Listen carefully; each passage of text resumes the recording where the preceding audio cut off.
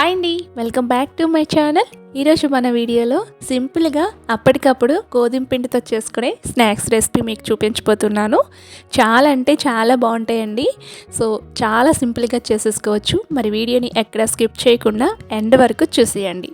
మరి దీనికోసం ముందుగా ఒక మిక్సింగ్ బౌల్ తీసుకొని ఇందులోకి 1 కప్పు గోధుమ పిండి తీసుకోవాలి. అలాగే మీ టేస్ట్కి సరిపడే సాల్ట్ తీసుకోండి. నెక్స్ట్ 1 స్పూన్ కానీ 1/2 స్పూన్ కానీ వాముని ఇలా క్రష్ చేసుకొని వేసేసుకోండి. నెక్స్ట్ ఆయిల్ కానీ నెయ్యి కానీ 1 స్పూన్ వరకు వేసుకోండి. ఇలా వేసుకొని చక్కగా ఈ పిండి అంతా కూడా బాగా చేతితో రఫ్ చేసుకుంటూ ఆయిల్లోకి మిక్స్ అయ్యే విధంగా ఇలా రఫ్ చేసుకుంటూ కలిపి పెట్టుకోవాలి. ఇలా మిక్స్ చేసుకున్న తర్వాత కొంచెంగా వాటర్ వేసుకోవాలి.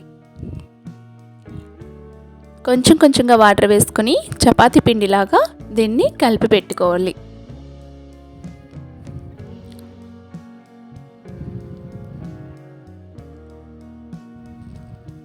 ఇలా ముద్దలా ఫామ్ అయ్యేంత వరకు కూడా కొంచెంగా వాటర్ వేసుకోండి. వాటర్ ఒకేసారి వేసుకున్నారంటే పిండి బాగా లూజ్ వచ్చేస్తుంది అనమాట. అప్పుడు ఎక్స్ట్రా పిండి పడుతుంది.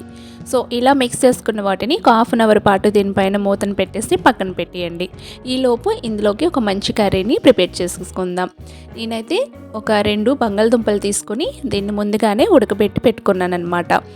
మీ దగ్గర మ్యాషర్ ఉంటే మ్యాషర్తో అయినా సరే మ్యాష్ చేసేసుకోవచ్చు. లేదంటే ఏదైనా గరిటతో అయినా సరే దీన్ని మెత్తగా ఎక్కడ కూడా బంగాళదుంప పలుకు లేకుండా చాలా స్మూత్గా దీన్ని ఇలా మ్యాష్ చేసేసుకొని పెట్టేసుకోండి.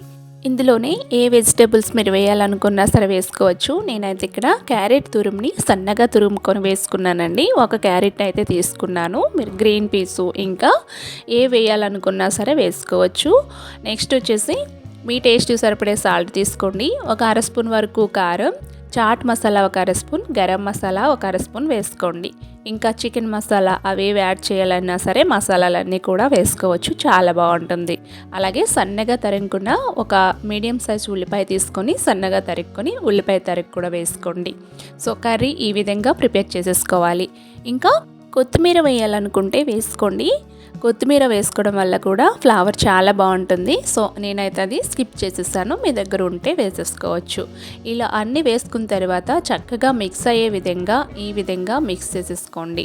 ఇలా మిక్స్ చేసేసుకున్నాక ఇప్పుడు చేత్తో చిన్న బాల్స్ లాగా దీన్ని ఇలా రౌండ్గా చుట్టేసుకొని అన్నింటినీ కూడా ఈ విధంగా ప్రిపేర్ చేసేసుకొని పెట్టేసుకోవాలి. చూసారు కదా, ఈ సైజులో అయితే సరిపోతాయి. ఇలా ప్రిపేర్ చేసుకొని ఇప్పుడు వీటిని పక్కన పెట్టేద్దాము. నెక్స్ట్ వచ్చేసి ముందుగా పిండిని మిక్స్ చేసి పెట్టుకున్నాం కదా, ఇప్పుడు ఇలా రెడీ చేసుకున్న పిండిని ఇంకోసారి బాగా నీట్ చేసుకుందాము. ఇలా చేసుకున్న తర్వాత చిన్న రౌండ్ బాల్స్ లాగా దీన్ని కూడా చుట్టుకొని తీసుకోవాలన్నమాట. చపాతీ ముద్ద ఎలా మనం తీసుకొని ఇచ్చేస్తామో సో అదే విధంగా ఈ పిండి కూడా ఇంత సైజు రౌండ్ బాల్స్ లాగా దీన్ని తీసుకోవాలి. ఎన్ని వస్తే అన్ని తీసుకోండి. అన్నీ ఈక్వల్ సైజులో తీసుకుంటే మనం చేసుకునేవి చాలా బాగా వస్తాయి అన్నమాట. సో ఇలా రెడీ చేసుకున్నాం కదా, ఇప్పుడు నేను వీడియో క్లిప్లో చూపిస్తున్న విధంగా బొటన్ వేళ్ళతో ఈ విధంగా ఇలా చేసుకోవాలి. కొంచెం స్ప్రెడ్ చేయాలి. ఇలా కొంచెం చేసిన తర్వాత ఇప్పుడు ముందుగా మనం కర్రీ రెడీ చేసుకొని రౌండ్ బాల్లా చుట్టుకున్నాం కదా, వాటిని కూడా ఇందులోకి స్టఫ్ చేసుకోవాలి. స్టఫ్ చేసుకొని ఫిల్ చేసేయాలన్నమాట. పైనుంచి ఈ విధంగా క్లోజ్ చేసేసుకోవాలి.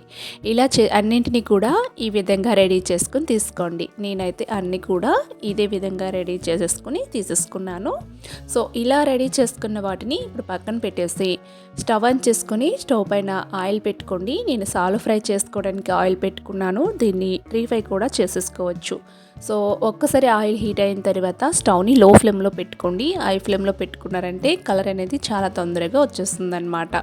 సో 2 వైపులు కూడా మంచి కలర్ వచ్చేంత వరకు కూడా వేయించుకోవాలి. 2 వైపులు మంచి కలర్ వచ్చిన తర్వాత దీన్ని మీరు సర్వ్ చేసుకోవచ్చు. చాలా ఈజీ అండ్ టేస్టీ స్నాక్స్ అండి. పిల్లలు అయితే చాలా ఇష్టపడతారు. సో నేను చెప్పే విధంగా ఈ ప్రాసెస్లో కనుక మీరు ఇలా రెడీ చేసుకున్నారంటే చాలా బాగుంటుంది రెసిపీ. అంతకంటే ముందుగా మీ అందరికీ చిన్న రిక్వెస్ట్ అండి, వీడియోని చూసిన తర్వాత లైక్ చేసి సబ్స్క్రైబ్ చేయడం మాత్రం మర్చిపోవద్దు. సో ఫ్రెండ్స్, చూసారు కదా, అన్నీ ఈ విధంగా ప్రిపేర్ చేసేసుకొని తీసేసుకున్నాము. వేడిగా ఇలా తింటే చాలా బాగుంటుంది. తప్పకుండా ట్రై చేయండి. ట్రై చేశాక మీ ఫీడ్బ్యాక్ని నాతో షేర్ చేసుకోవడం అస్సలు మర్చిపోవద్దు. వీడియో నచ్చిందా? లైక్ చేసి షేర్ చేసి సబ్స్క్రైబ్ చేసుకోండి. అలాగే మరెన్నో టేస్టీ వెరైటీ రెసిపీస్ కోసం నా ఛానల్ని ఫాలో అవ్వండి. Thank you.